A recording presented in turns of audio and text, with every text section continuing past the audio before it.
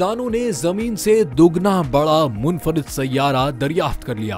साइंसदानों का दरियाफ्त करदा ये सैयारा जमीन से तकरीबन 100 नूरी साल दूरी पर वाक़े इस सैयारे को GJ9827d का नाम दिया गया है। ये सैयारा हमारी जमीन से हुजूम में तो दुगना और वजन में 3 गुना ज्यादा है, मगर वो पूरा सैयारा आबी बुखारात से भरा हुआ है।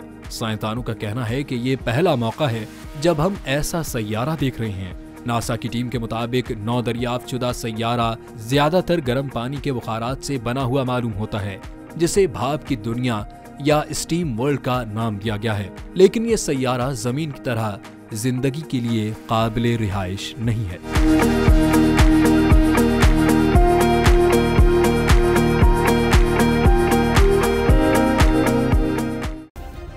सब्सक्राइब करें और बेल दबाएं ताकि कोई खबर रह न जाए।